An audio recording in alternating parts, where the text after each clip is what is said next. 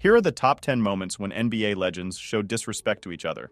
At number 10, there's a memorable incident when Reggie Miller tried disrespecting Michael Jordan, thinking he could do it without facing consequences. Jordan was really angry with that guy and wanted to hurt him badly.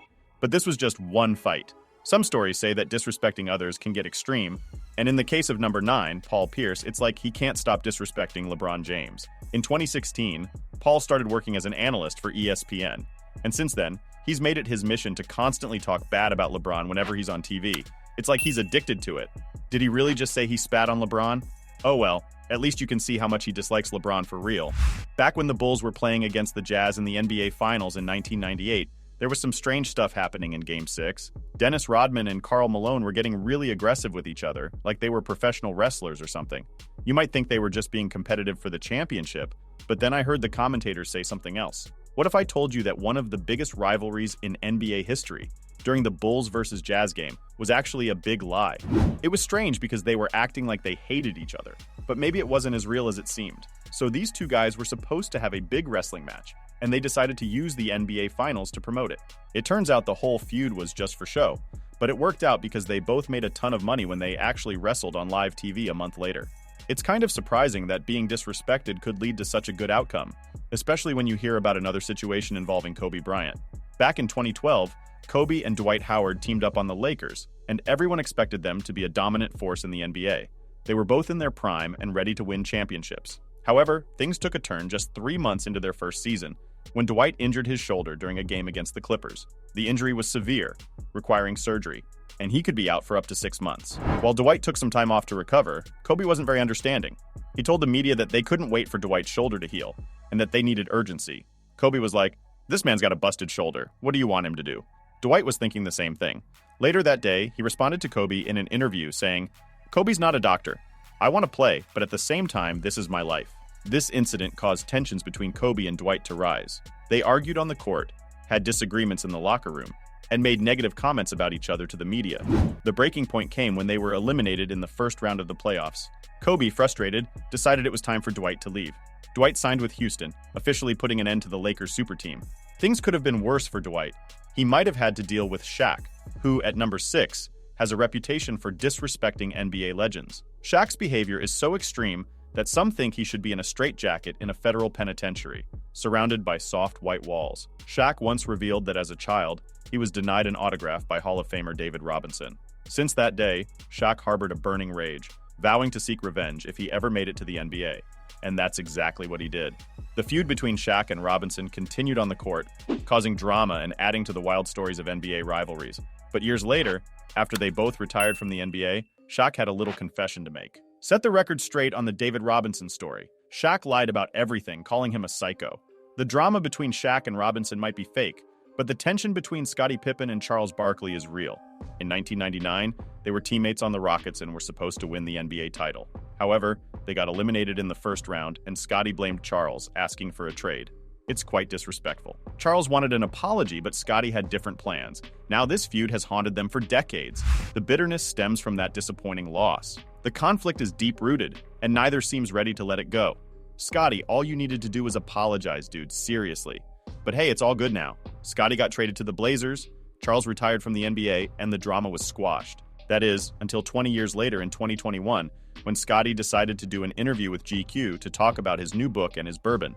He couldn't resist taking a shot at Charles again, saying, "Sure, Charles is in the Hall of Fame, but when it comes to real success and winning, you don't think of Charles Barkley. And you know Charles, he's not one to let things slide." So he fired back at Scottie one last time.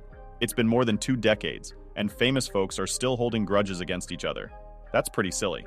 Now, the rivalry between Charles and Scottie isn't as intense as the one at number 4 on our list. James Harden and Giannis Antetokounmpo had a major clash in 2019 when they were both vying for the NBA MVP award.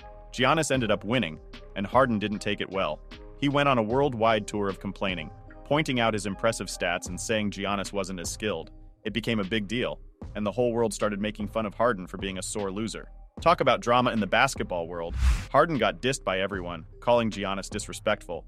Fast forward a year, in 2021 playoffs, Giannis and the Bucks faced Harden's Nets. Giannis had his revenge, kicking Harden out of the playoffs. Harden was so upset he didn't shake Giannis's hand. The internet went wild roasting Harden after Giannis won the championship. Now let's talk about LeBron James. He messed up big time in 2011. His Heat were against Dirk Nowitzki's Mavs in the NBA Finals. After Game 4, Dirk felt strange.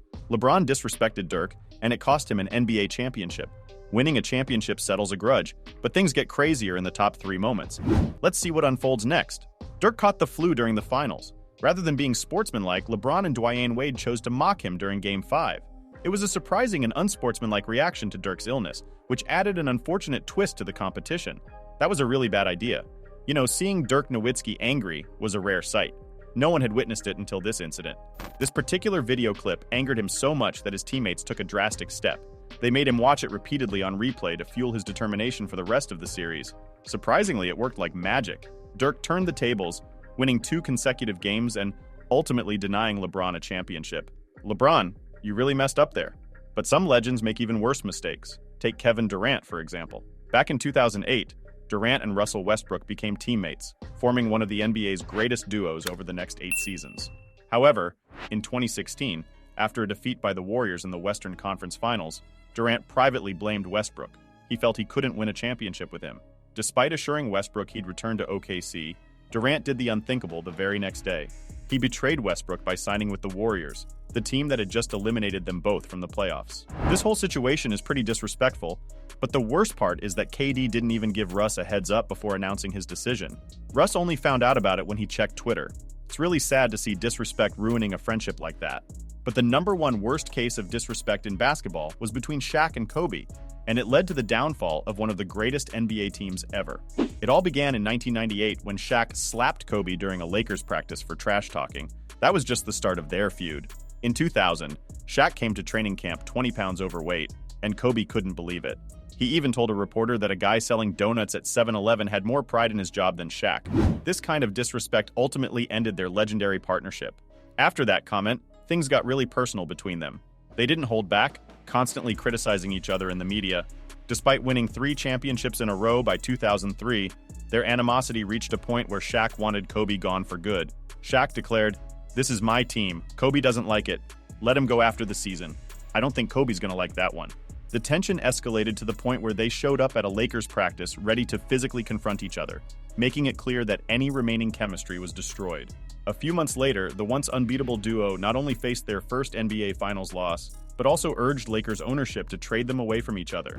Consequently, Shaq ended up in Miami, leaving Kobe alone. The consequence was felt when the once legendary Lakers missed the playoffs for the first time in 11 years, signaling the official end of their dynasty. However, things took a turn for the better 5 years later in the 2009 NBA All-Star Game when they decided to bury the hatchet and reunite as teammates. This reconciliation marked a positive chapter in their tumultuous history. Hey y'all! I didn't think the ending would be so nice. If you enjoyed this, please consider subscribing to my channel.